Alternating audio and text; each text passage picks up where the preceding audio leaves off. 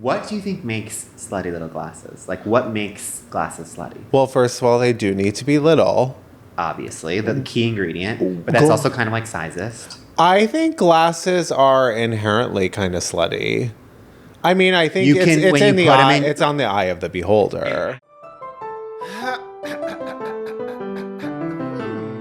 Oh no,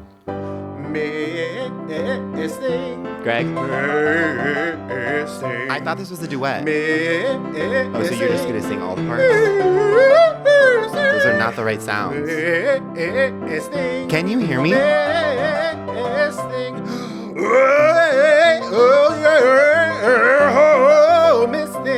BONK.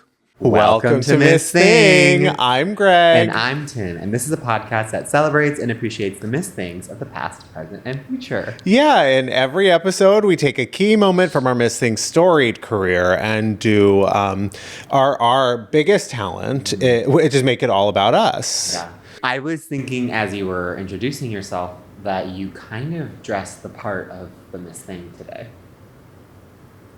And I'll go into that. Oh my God. Yes, I had to think about it. I was like, wait, we were talking about something else off pod, so that I did forget for a second who we were doing. But yes, I actually did that intentionally. Because I sort of wanted to like point out that I was wearing the glasses first and everything, and I had them first. You're wearing the like slutty little glasses. Oh. Yeah. Well, a little preview, a little Dita Von teaser for later. About to sing? I was gonna sing, "Well, darling, hold my hand. Nothing beats a Jet 2 holiday." Tell me you know all about that. Is that Jess Glynn? It's Jess Glynn. Darling, hold my hand. Followed by the Jet 2 holiday ad, the British Jet 2 holiday ad. You don't know this? No. This is like the meme on TikTok. Okay. It's a darling, hold my hand. Nothing beats a Jet 2 holiday. And it's like people posting like a video from like the worst thing that's ever happened to them on vacation. Okay. There was like a guy that was like surfing. This is one I saw this morning. A guy who was surfing like on one of those like automatic surfing like, I don't know. It's like a pool. Yeah. And he like fell over and like then he kept like rolling in the waves and then his pants completely came off. It's like that type of stuff. And they get like millions of likes. Okay, so we got to do one. Totally. Yeah. I mean, we're way too late at this point because you're just hearing about it. So of course. If I've heard about it, the trend's over. That's how it works. Right. Wait, but is it for like a company? So Jet 2 Holiday, I think, is like a discount airline or like discount travel site. So right now they're offering £50 off for a family of four. Now, so that's £200 off. In any sort of relationship to EasyJet? Do you know that airline? That also sounds cheap. So I don't know if they're the same, but same vibe. Back in my day, when I was traveling Europe all the time, I would either do Ryanair or EasyJet. And Ryanair is obviously like, you know, the scum of the earth. We wish you well. It's the Spirit Airlines of the old even world. Worse than Spirit Airlines. But then, Ryanair does land their plane at a full 90-degree angle. Yeah, and then it celebrates that you've landed, which is the most disconcerting thing. The first time I went to Ibiza, they were landing, and they landed at Ibiza. Actually. And we were landing and it literally bounced and everyone screamed. I was in Madrid or Barcelona and with an EasyJet or Barcelona. And same exact thing where it's like not a single person thought we were going to actually land safe. Right. And then we did like, not in the way that they like play the trumpet music to be like, we're here. It was like everyone erupted into cheers of just like, we're alive. Sure. You know? Mm-hmm. Speaking of Jess Glynn, what are we feeling about Jojo Siwa's transition into trad wife? I am purposely not consuming that content. Yeah, you're JoJo avoidant. Siwa avoidant. Yeah, I'm Siwa of I don't want to see. Well, see, I cared a little bit when she was a lesbian, but now she's completely turned her back on the LGBTQ plus community, which... Listen, in 2025... That I actually care about. I'm actually interested in it. Yeah. And now she's doing like ring curls and saying like, Bette Davis Eyes. Well, and she's dressing like Snow White, but is that on purpose? It's so scary. Like, and also, I mean, she's putting in that auto-tune is putting in the work. Yeah. How was your fourth? Oh, well, I had a good fourth. Okay. I had a really good fourth. You had a party. I was out of town for it. Yeah, I can safely say all my nearest and dearest were there. Yeah. Uh-huh. Well, I specifically booked a trip to miss it. You know? Sure, yeah. Well, anyways, I think it's time to get into Dodd Mom Sauce, a.k.a. Doll of the Day, Mother of the Moment, Sister of the Second. Our first and most famous segment where we take a person, place, or thing that we are currently super obsessed with. I'm going to jump right in. Oh, please. You have the floor. Okay, so yes, I was in Puerto Vallarta. As we just established. I actually kind of just did the teaser, which is my Dodd Mom Sauce is Benji and Adolfo, because what ended up happening to this body is... I'm a little worried about where we're going. You should be, actually. Okay, all right. And not to turn this pod into just like us constantly talking about bodily functions. Oh, God. This pod is first and foremost a body horror. It's truly body horror in that I got Montezuma's revenge. The worst I've ever, I was bedridden. Wow. I mean, I was thinking about you and your famous story. I was so careful. Literally, I was not, keeping my mouth closed in the shower. Yeah. I was using, I wasn't running my toothbrush under the sink. No, okay. I was so good. Mm-hmm. And you never know when Montezuma's going to exact her revenge. She got her revenge on me. I was bedridden. And for literally almost 2 full days, and I wasn't there for long. Of your 4-day trip? My 5-day trip, exactly. Okay. So it was not ideal in that regard. In Puerto Vallarta, of all places. Exactly. And I was literally just living in the bathroom. Oh, fabulous. But the two of them couldn't have been sweeter and truly just getting me everything that I needed, which was basically just Pedialyte and drugs or whatever. So much Imodium. Well, they got me this I don't think it was Mexican style Imodium. Yeah, they have their versions of drugs. Which down there. I don't know, but it didn't work. So sure. All love to that to that thing. Love that. But truly I was a nightmare, obviously, because I was just moaning and wailing and complaining. That's to be expected when traveling with you. And they were truly, godsends. And so they're we're going to leave you here and go out for the day. What do you need? Medicine? Okay, we'll see you later. True. I mean, that's what you expected gays. You expect the gays to be hey, could you please go pick me up at Gatorade? No, they were hand and foot. And they were actually hand and mouth. They were hand to mouth. Okay, yeah. They gave me head and mouth. They were, is it foot to mouth? Wait, no, I'm foot to mouth disease. That's what you were doing over this weekend. Yeah. No, but just I was thinking that was I'm so glad that I was with them, because so many gays that you travel with would leave you high and dry. Yeah, like you, for example. If one of them were to get if they were, I would be I'm sorry, I'm on a private island. It's going to take me a really long time. Can you just Uber Eats it? Yeah. Yeah. And so that's why I was okay, grateful to have friends who will literally, go to the pharmacy at a really late hour in a, not necessarily good area to be wandering the streets of at 2 in the morning. Sure. But anyway, so the trip, other than that, though, the trip was truly amazing. So many fun beach moments, great food. Yeah. And I wish I was there for so much longer. I don't wish I was here on the pod right now. What was your favorite thing you ate? We went to a birria restaurant kind of outside of town. And we had this I don't know, birria tacos, but it was also a stew. Yeah. Were you dipping and then you had it separate? Yeah, exactly. That was my favorite thing, but I also think that could have been the thing. Right. So you were outside of town. I was outside of town. Yeah. So, love-hate relationship. That was my favorite thing that I ate, but also it might have gotten me sick. Sure. So good to know. I've never been to PV, so it's just really good to know that like I do not know what to avoid when I'm down there. And also all three of us got sick at different points. I got it hands down the worst. And I was like... Okay, it's not a competition. Well, just in the sense of like... The other two, it was like, okay, and then they're fine. And I was like getting annoyed because they could go and, enjoy the rest of their day. And I was sort of like blinds all the way down. Yeah. Meanwhile, like they were actually feeling so much worse, but like powering through.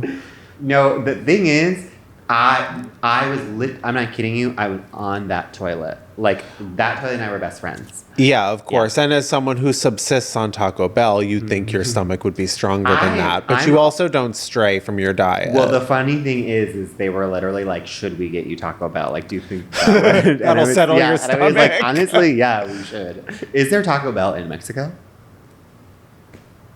Can someone look that up and let us know? Yeah. I should have said that's the best thing I ate. The Taco Bell when you got back. Greg, what is your dog mom sauce? Oh, well, speaking of like being super late to something, I feel like you and I have been meaning to talk about this for so long on the podcast. No. Oh, no. But my dog mom sauce at the moment is Labubu. Oh my God. But not the Labubu itself. There's two key figures in the Labubu universe right now that I can't get enough of. Okay. There's the British lady who says she's the owner of the only 24-carat Labubu. That lady. Can you just explain what a Labubu is? No. Okay. Labubu is the heir apparent, the ancestor to Beanie Furby. Babies. Oh. Prior to that, Beanie Babies. Okay. And is Labubu short for anything? I don't think so. Okay. Labubu is the late stage capitalism final boss. Okay. As you know, it's like something that people attach to their purses or something. It like comes with a little bit of a hook and like you wear it on your person. They're cute. They're a little monstrous. Die. Oh.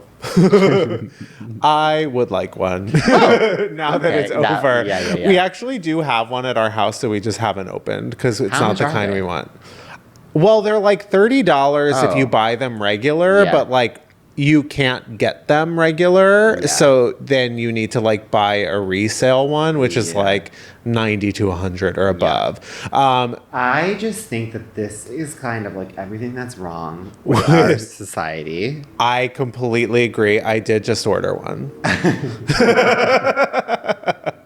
Well, all light and love. Yeah. And I also just feel like it won't come till August. The name of it, it's like also if like I was like someone called me Labubu, like they're trying to be cute and they're like, come here, Labubu, I would literally be like, I'm sorry, you have to leave the premise. Like everything about it. I don't like anything about it. Well, actually, I was going to say you kind of look like a Labubu. Okay. That's actually, I'm going to have to sit with that for a while. This color shirt actually is very... Are they pink? Well, it depends on what you get. You get what you get. Oh. So you like order it like once you get your hands. You don't know what you're getting? No, once you get your hands on. Well, it's like blind box, I think. I think there's some that you can like order specifically, but those ones are like $300 to like $1,000. Like there's like special edition ones. They're so hard to get. It's so the epitome of like in 10 years from now, like everyone is going to be embarrassed. Oh, in like a week from now. Like by the time I get mine in August, which is when it's scheduled to come, I will throw it in the trash. I don't even think I'll open the box. Yeah. I won't. It will be humiliating to have at this point. Oh, so the other key figure in the Labubu verse right now that I'm super obsessed with, besides the lady who has like the only 24 karat gold Labubu, which I think is fake, but she's like just rage baiting everyone. There is a 102-year-old grandma that someone bought a Labubu for and put it on her purse, and she goes, "Ah, Labubu." And I like her, and she reminds me of you. That I was going to say, that's the first thing that I've enjoyed about this whole Labubu experience that we've gone on. Well, yeah, I mean, I will have an extra Labubu laying around. I could offer it to you, but I will set it on fire.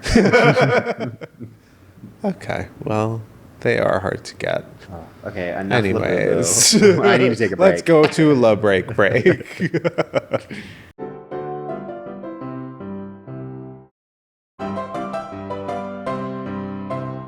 We're back, and it's time for our Miss Thing of the Week. And we teased it already. Greg is wearing the slutty little glasses. What do you think makes slutty little glasses? Like, what makes glasses slutty? Well, first of all, they do need to be little. Obviously, the key ingredient, but that's also kind of like sizest. I think glasses are inherently kind of slutty. I mean, I think it's in the eye. It's on the eye of the beholder. And I think when you lower them down, or when you put like the thing that goes over your ear, it's a little sexy librarian potential. Yes. No one takes them out and puts them in their mouth. Well, I would not want the back of my ear in my mouth. No offense. No, I know, but I feel like that's like that's what a sexy librarian does. You're so right. You do it when you're actually like really horribly flirting.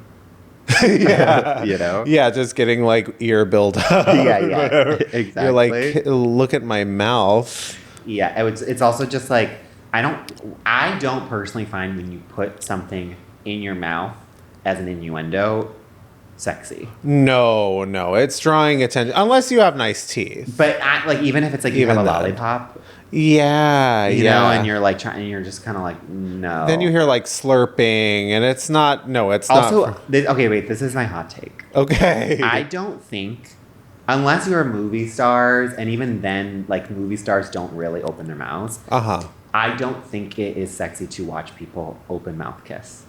It is actually like when you see two tongues going at it, even if it's like the hottest people. No, it's one of the most repulsive things that you can watch a person. It's too animalistic. The show that I was saying that I Kissed a Boy, they showed just like a super cut of all of the kisses.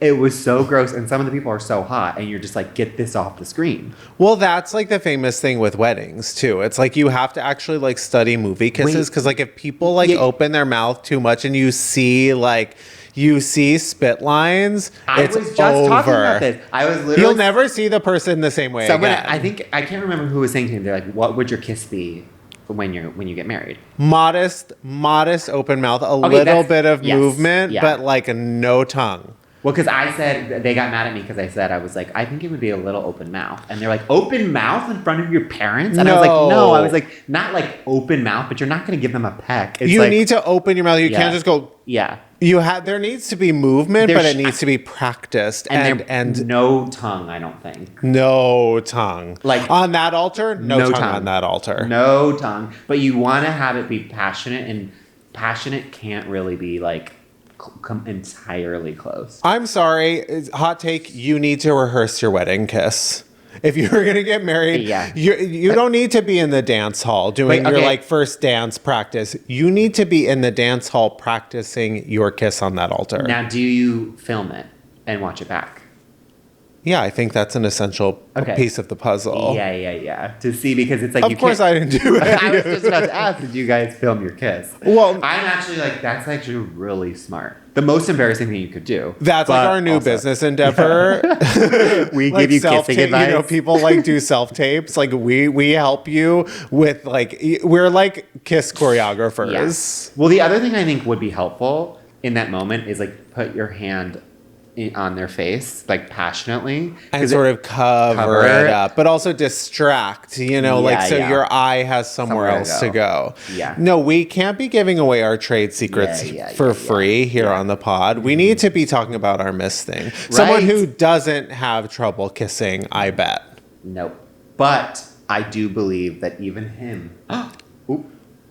A little teaser. Let's just say it. Our Miss Thing of the week is Jonathan Bailey. Yeah. Some men deserve the title of Miss Thing.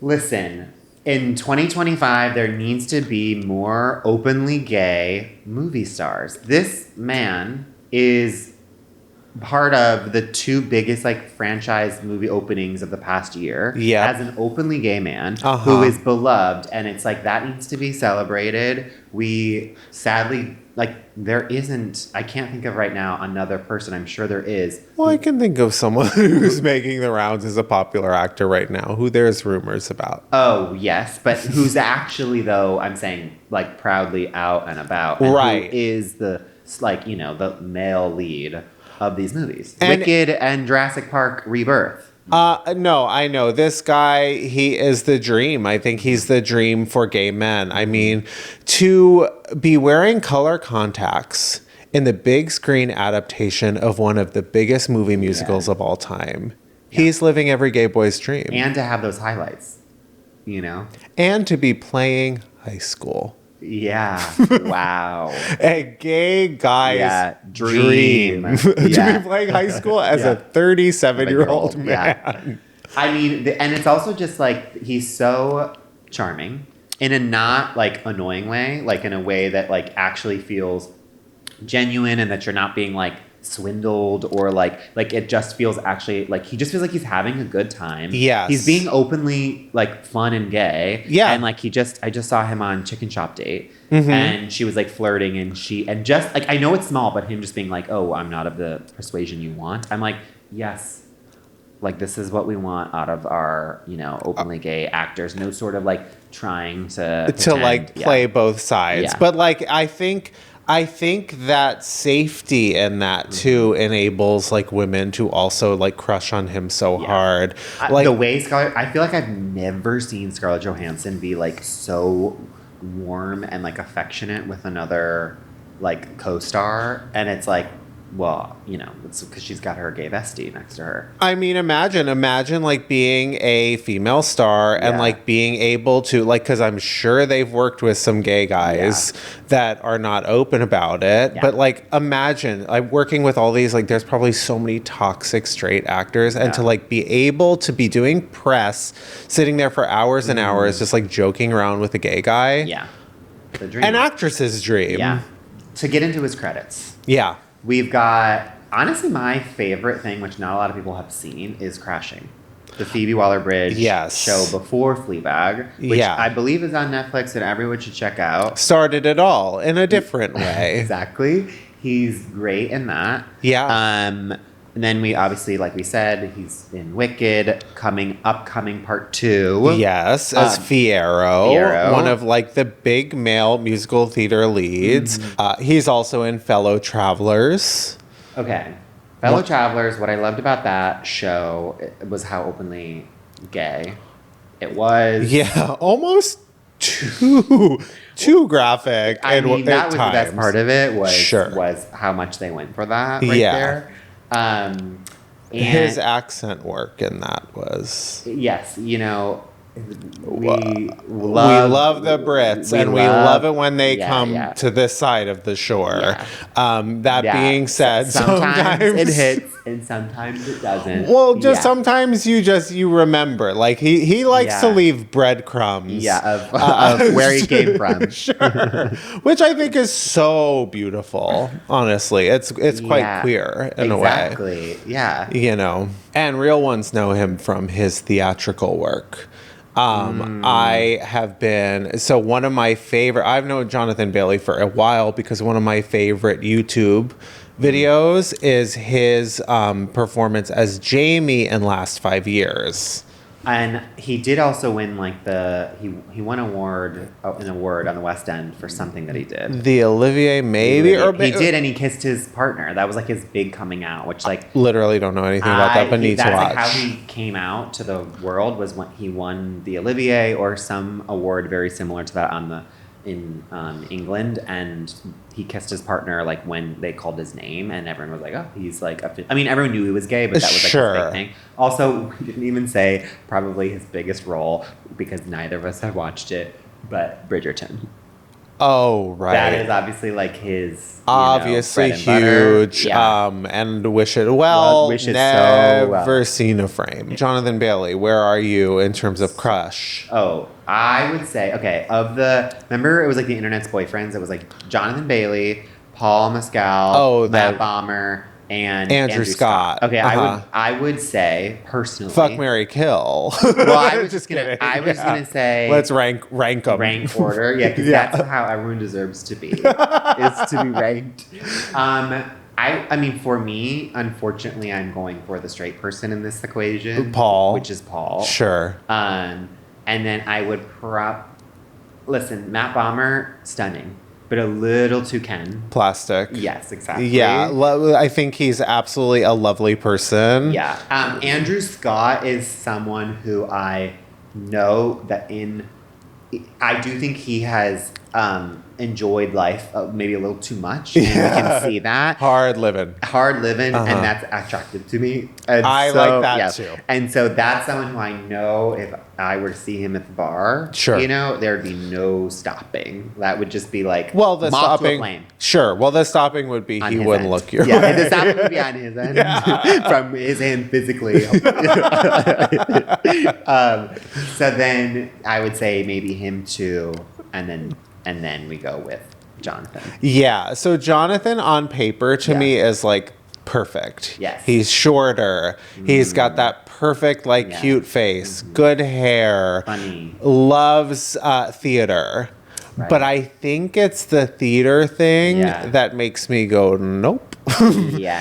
Obviously, I think he's so cute and so charming and also so talented and so deserving of everything. Yeah. But, he has kind of that, theater kid energy where, he's a little too, I need everyone to love me a little too much. And it's that's me. Yeah. Wait, you have to rank them. Number one, Andrew. Yeah, there's a a little more devil may care attitude there. Mm-hmm. Don't know what that means, but it's what it is. Yeah. Mm-hmm. Devil does care. Yeah, the devil wears Prada in a way. Jonathan, I would probably rank second. Mm-hmm. Matt third. Paul last. I think he smells.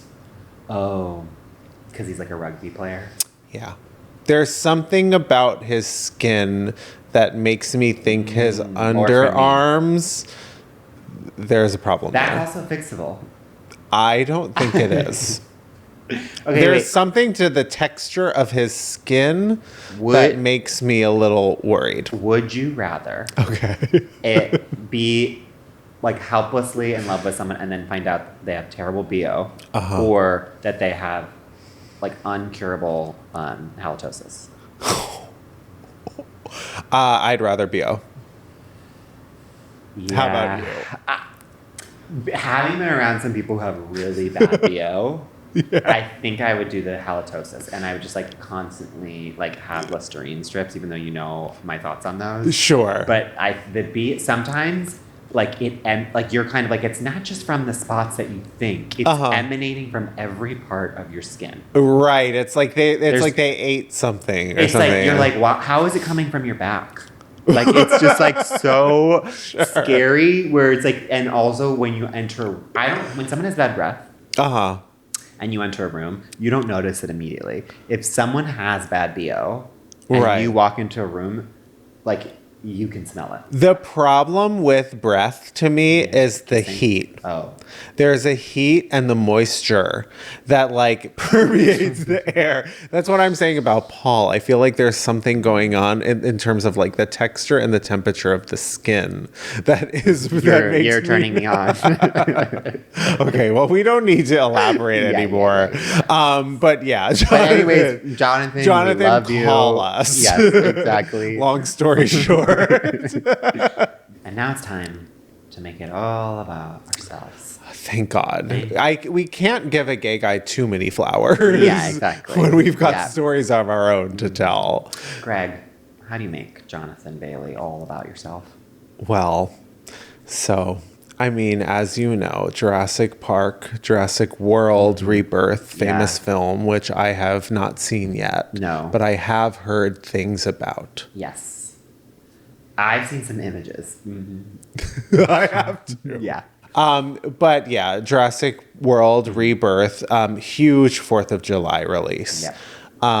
And, as someone who threw a party this weekend for the 4th of July, I just wanted to share, Jonathan Bailey and I had similar weekends where we were both being attacked by animals. Oh, okay. July 5th comes around, and and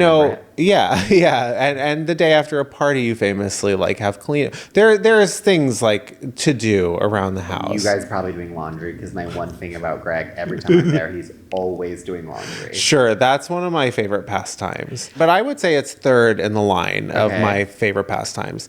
The first favorite pastime of mine is opening all the windows and doors in my house. Absolutely. Yeah, to let the breeze come through. And then my second favorite pastime. I need to stop you. Okay. My second favorite pastime is then looking around and wondering where all the flies came from and being upset about it. What I was literally just about to say. Yeah. Because every time I'm there, you always look around like, how did all these... I'm like... Because not to give away the architecture of your house, but you have like a floor-to-ceiling glass door that you can slide open. And so then you guys completely like open up a wall of your house and then just let like whatever may come in and out come out. And then you're like, well, I don't understand where all these flies come from. As you guys have like the most like aromatic, like, because that is an amazing cook. So I feel like he's always cooking something very delicious that's just like on the counter, like a moth to a flame, quite literally. Exactly. Yeah. So yes, it's exactly that. So we still had like food and stuff, and like we needed to like clean up, and all the windows and doors were open. So we're actually like eating lunch, in between, just like decompressing and getting like the party out of the house. And I'm sitting there, and I hear a little bit of a buzz around me, and I'm like, oh God. Sure. Absolutely.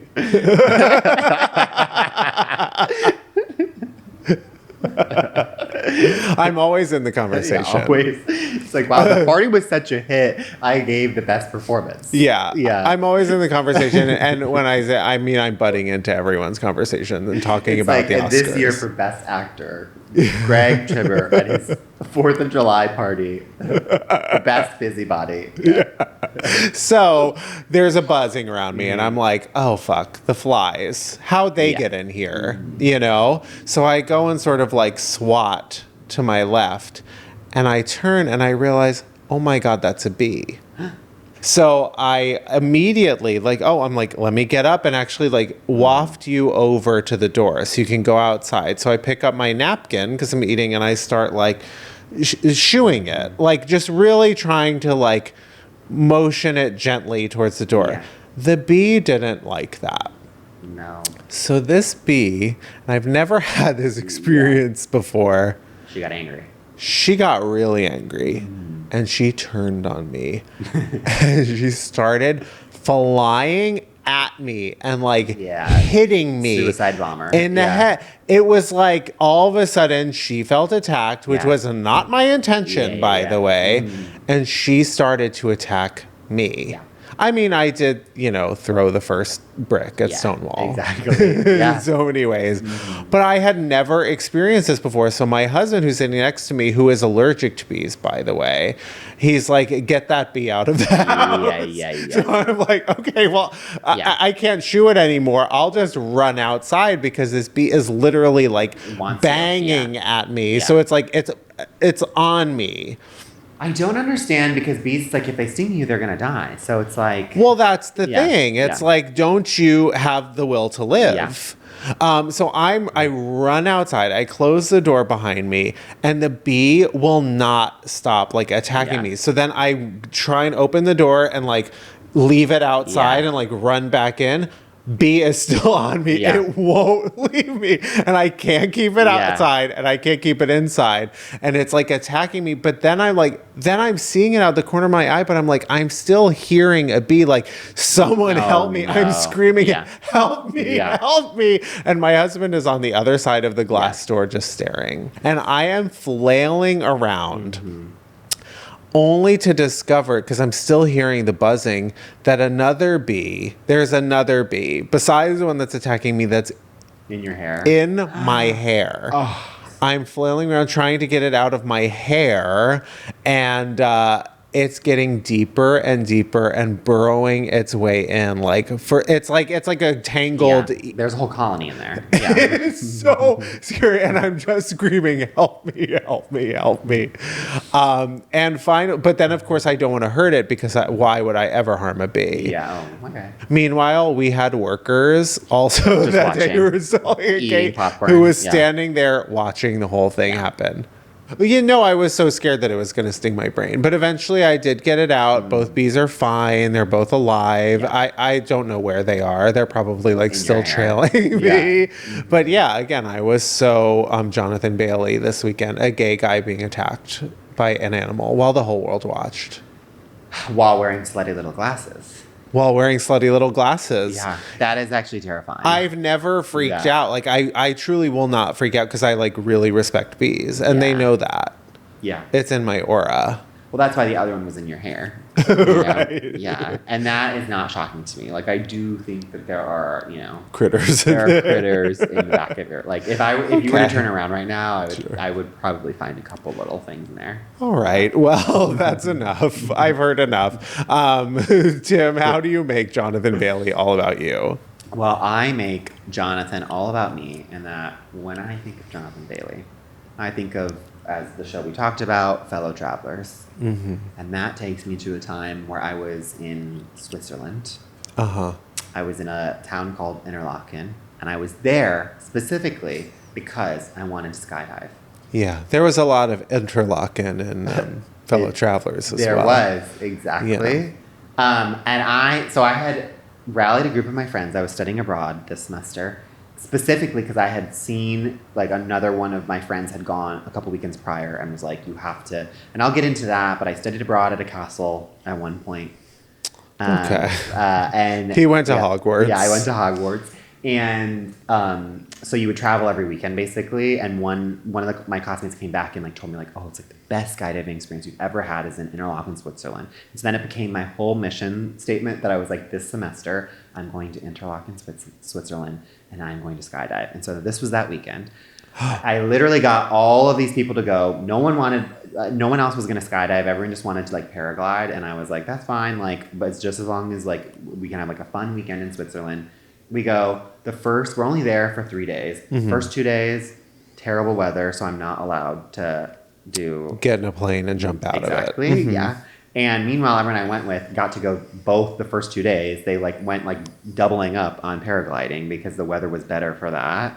When it's rainy? It wasn't rainy, it was wind. Oh, sure. Yeah. Well, then, yeah, that's sort of the famous thing. So I'm kind of like, I'm sort of responsible for this weekend. Yeah. And I'm not getting to do the thing. Of course. So it all came down to Sunday. Mm-hmm. And we're leaving. As it always does. It always comes down to Sunday. Uh-huh. And so I'm like, we have a couple hours. And they had told me, they're like, we think the weather is still iffy, but we think like it will be fine. And so I'm like, I literally like don't even sleep the night before because I'm so like I will be devastated if I don't get to do this. But thankfully, the weather conditions are checking out. Okay. I'm like I'm like getting ready, doing it.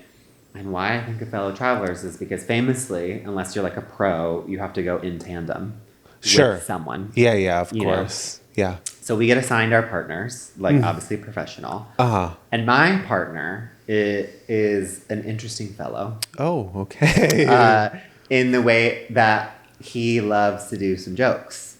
Oh. Mm-hmm. Yeah. Jonathan Bailey likes to do jokes. Yeah, too, and it's one of those things where obviously, as we are in comedy, we love a joke.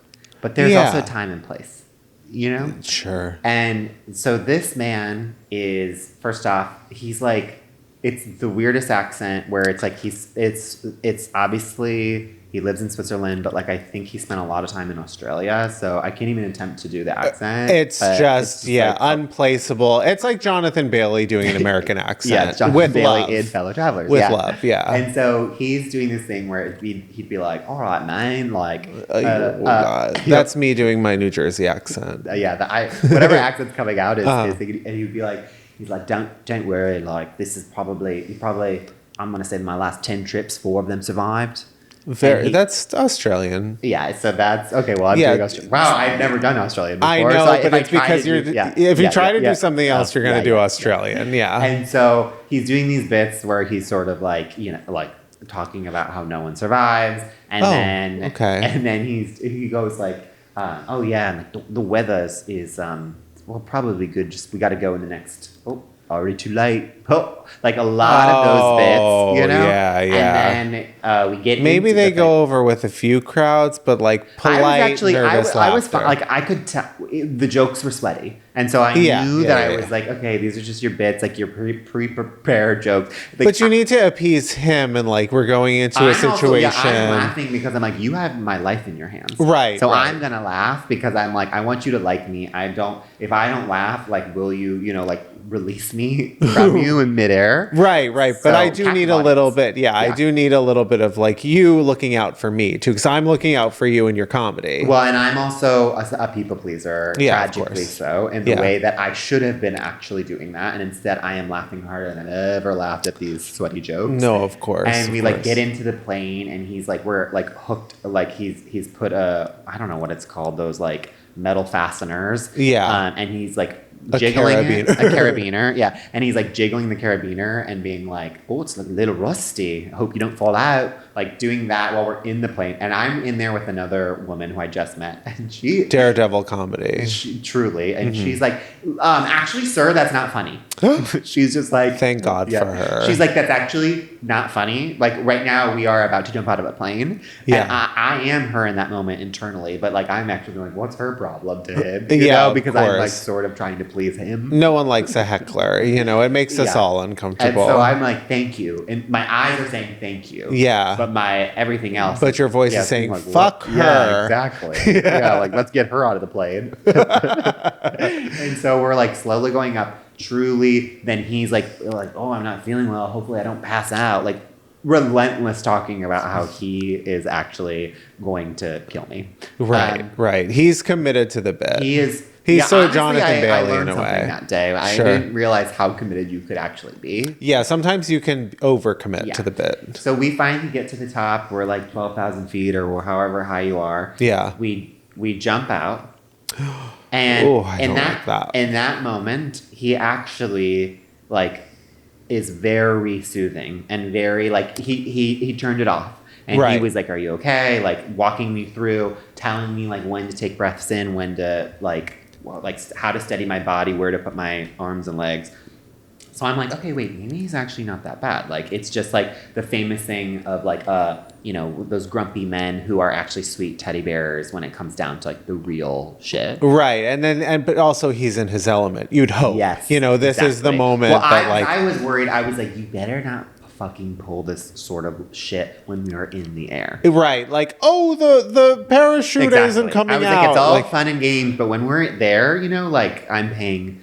And so I was just like... You have literally one job, and that's to open that parachute. Yeah. And so we're doing it, and then he like is being very soothing. He does pull the parachute, and so then I'm like, okay, we're good. And then he's like pointing out all this like beautiful scenery. He's like cracking jokes that aren't about me dying, and so I'm like, okay, I'm actually like in love with this guy. Like this is great. We've got a good vibe. We start slowly going towards the landing strip, and as we're doing it, we're still very high up. I was like, I can't remember what I was like, okay, like how much longer until we get down? And he was like, we'll probably be down in like less than 2 minutes. And so then we're doing it, and then all of a sudden I just hear, oh God. And that was my first time where I was literally like, that's actually, no. So I was like, that's not funny. Like I became the girl, and I was like, is everything okay? And he was like, yeah, it should be. And I was like, I'm sorry. I was like, is this a bit? And he was just like, so there's a wind that just got us. And I noticed as he's doing that we were going directly towards the landing strip, and now we were veering hard left towards like the airplane garage. Oh no. And we're going fast. Yeah. And so then he's like, hold on. And he's like literally trying to like spin us away from going head on into the airplane garage. And he successfully does do it. And now we're going towards the landing strip way faster than we were before. And he was just like, okay. So you know how like we had prepped beforehand of like how you're supposed to land, which is like you're supposed to, when you land from skydiving, you're supposed to elbows first. yeah, elbows first. You're supposed to like kind of like have like a very slow jog. Like you're supposed to, as soon as one of your foot touches, like just immediately start like kind of running or whatever. Yeah, like a plane landing. Yeah, like that's how like an I easy land jet. planes. Yeah, or yeah, a an ride easy air. jet plane landing with your feet, Flintstone style. And so then I'm like, what the fuck is going on? And he's like, okay. And I was like, so is this the same protocol? And he was like, so before I was saying a leisurely run, we're gonna, unfortunately, you're gonna have to run as hard as you can just to like break the momentum. He's like, can you do that? And I was like, I'm gonna have to. Right. So we're doing it, and then he's like, okay, try your hardest, and I'm sorry, man. Last words before we're like careening. Yeah. Down it. God. And I'm sorry, man. Yeah. You've been fucking joking the whole time. And I'm sorry. Exactly. Yeah. And then I'm attempting to do the run, and then we go so quickly that even we both just like completely hit the ground, tailbone first. It hurt so fucking bad, and I forgot to mention that I paid like another $150 to have it be filmed. So I had a tape of this crash landing. Sure. Did they? Hopefully, they comped your video. They comped my video. Okay, and hopefully the whole ride. I do believe that they didn't comp the other part, but they gave me like a night sledding sort of thing that was like, with your ass injury, night sledding. Exactly. So it was one of those things where it's like, why didn't I like fight for more? But I was like so grateful that I got the $150 off or something. Of course, and this story to tell on your podcast all these years later. And if you think that stopped me from going skydiving again, you would be wrong. That's insane. Yeah. Well, you live, you learn. Yeah. I would never skydive in a million years, but I do a lot of other things that people would never do. But it's crazy. I was saying this past weekend because people were wanting to what's it called? We snorkeled. Bungee jump? No, we snorkeled, but what's when you go deep into the scuba dive? Scuba dive. I would never scuba dive. And people are like, scuba diving is so much less scary than skydiving. I completely agree. And I'm like, I think scuba diving is terrifying. I don't need to be down there. Right. There's nothing good down there. No. There's nothing good in the sky either, but there's nothing good here on land. Yeah, where do we go? Where's anything good? Where do we go? Well, I guess to a break. Okay.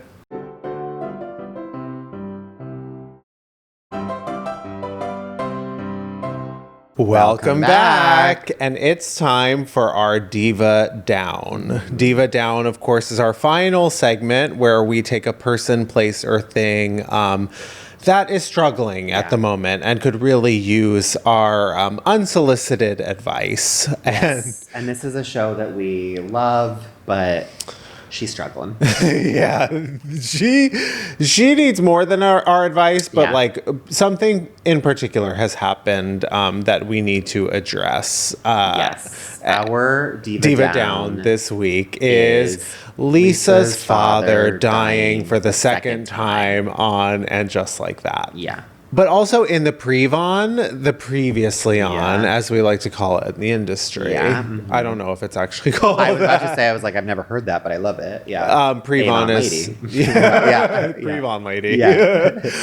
In the previously on, we also saw that like the father was in the show at one point, and I would like to pinpoint where that happened as well. Yeah. Because I also think that's important too, because maybe Lisa said that her father died a year ago, and yet like we met him in the course of this show. It is maddening trying to follow this sort of Carrie Mathison style storyline. Well, that's the thing, and I agree. I think that I hope they don't try and pin it on the writer's assistant, because this is huge. This is Michael Patrick King's issue because it's the entire episode too.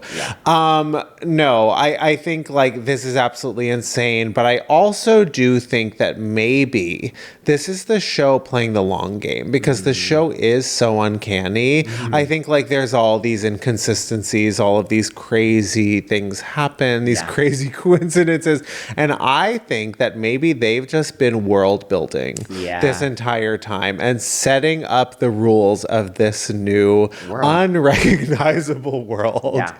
So think about it. So we've set up now that Carrie is incapable of taking off her high heels in her own home. We've set up in this universe that Ryan Serhant from $1 Million Listing is actually also a big real estate agent in New York. So Ryan Serhant exists. And we've also established now that dead characters, known dead characters, can come back from the grave and die again. Listen, I'm in. So using that logic, in theory, we could bring Big back from the dead. And ultimately have Carrie and Big reunite, as has always been the dream.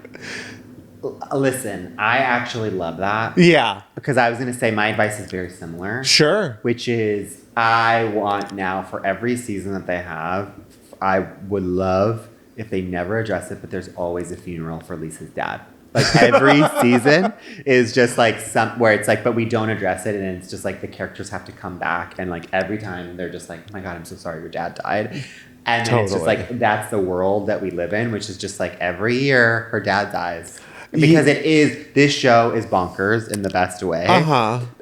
They did release a statement. I don't know if you saw. I didn't see that. The showrunners were like they released a statement that said that it was actually her stepfather who died. Oh God! And this was like her real father. And I'm like, regardless, then you should have actually clarified that and said that at some point that this was actually her real dad. Right. Because also I'm like, but that's what I want. Like I want, or have it die, but have him die in this one. And then it's like next year, it's like, oh, well, she actually had gay dads. And so then the other dad, you know? Totally. And then that gay dad remarried. And then that's kind of, so it's like every year another father figure, you know? Yeah. Or like that her father, it wasn't her father. And we keep But right now it seems as though we have a bit of a Mickey 17 situation. Absolutely. Yeah. Which also is interesting. And that to me would be the most interesting storyline for Lisa currently. It's the most believable. Yeah. Listen, the other thing that I want to talk about with this show, I'm going off on a tangent. Please.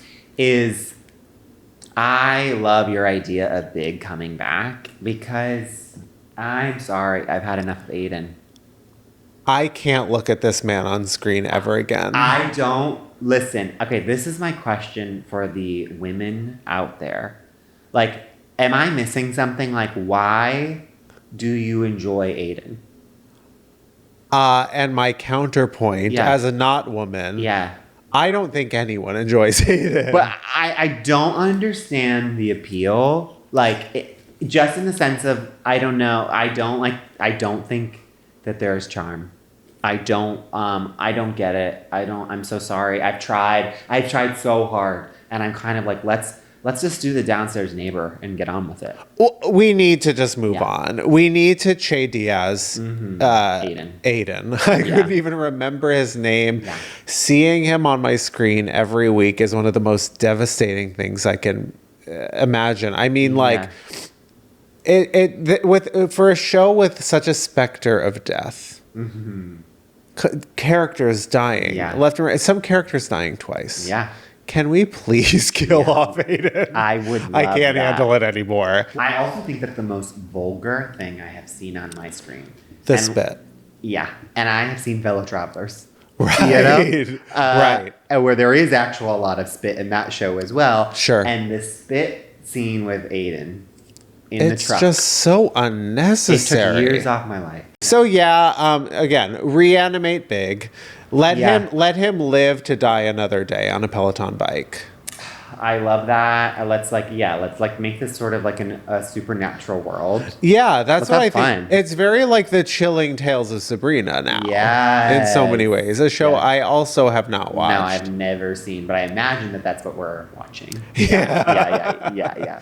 And with that, don't forget to like, subscribe on Spotify, on YouTube especially. Come on, we want those subscribers. We've got full episodes up on YouTube. You know, if you're just listening to our beautiful voices, if that's not enough for you, we've got full video episodes on YouTube. And you should see the antics that Greg does while he's talking. For example, I'm having an allergy attack right now. And that happens pretty much every episode. Frequently. And you can see that on YouTube. So, give us 5 stars and above. Yeah. On wherever you find podcasts, we are there. Yeah. And follow us on Instagram and TikTok at Miss Thing the Pod. Yeah. And Cynthia, we love you, we'll talk to you soon. Exactly. And give Jonathan our regards. Exactly. Yeah. Okay. See you next week. Bye. Miss Thing Podcast is created, executive produced, and hosted by Greg Trimmer and Tim Zintek.